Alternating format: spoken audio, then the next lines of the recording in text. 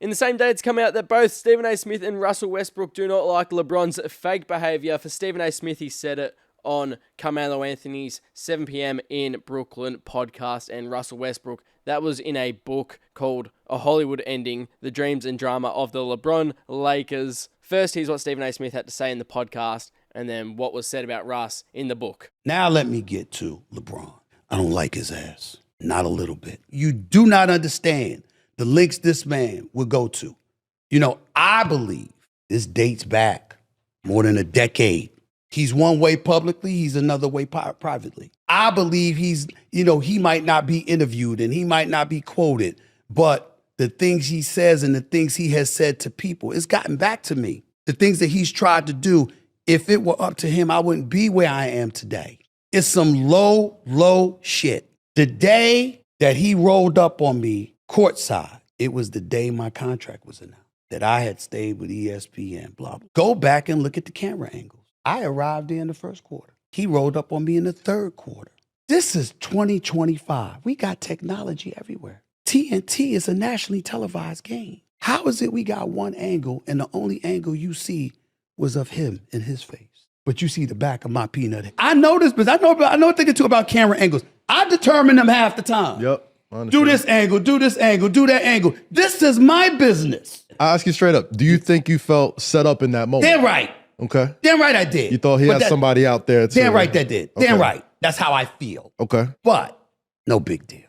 No problem. Because I go on the air the next day and I'm like, that's a dad reacting to his son.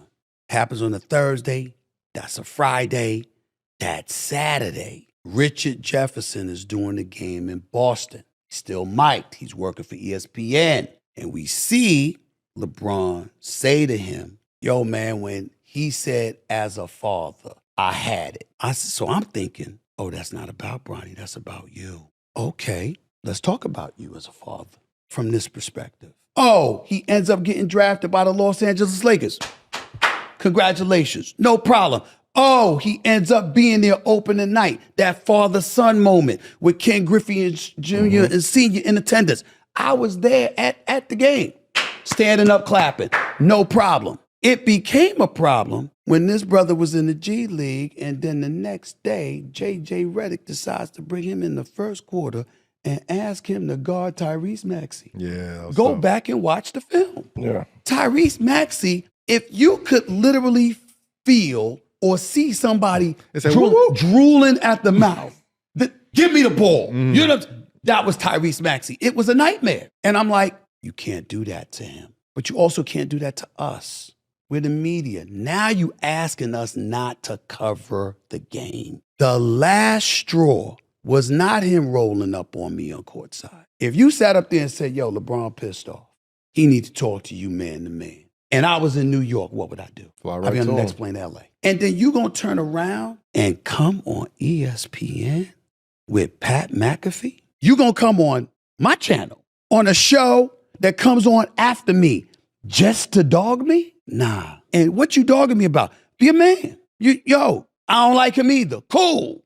Nah. I have to protect my family. That's the narrative you playing? Yo, bro, when I tell y'all, you can't measure the level of how pissed off I have been over that. There is no level of disrespect that has ever been accorded to me in my life more so than what he did. To try to paint me as somebody who would attack somebody's family, knowing I've never done it, I can't tell you how offensive I find that. And here's what was said in the book, where Russell Westbrook was reportedly growing tired of LeBron's fake behaviour. LeBron quietly pushed for a reunion with Kyrie Irving, a move that would have required trading Westbrook, despite publicly denying it. LeBron often said, let Russ be Russ in interviews, but didn't actually support him behind the scenes. During a Lakers team event where Will Smith came to speak, LeBron and AD suddenly walked out before he arrived. Minutes later, they returned acting overly friendly. LeBron dominated the talk, asking questions and quoting movie lines. Westbrook, watching in disbelief, told a teammate after, I hate that fake shit. I just can't do it. And then another one, Westbrook saw multiple examples of LeBron misrepresenting himself, like claiming The Godfather was his favorite movie, but not knowing a single line, carrying the autobiography of Malcolm X to interviews without being able to discuss it, and even saying he predicted Kobe's 81-point game. These moments made Russ view LeBron as inauthentic.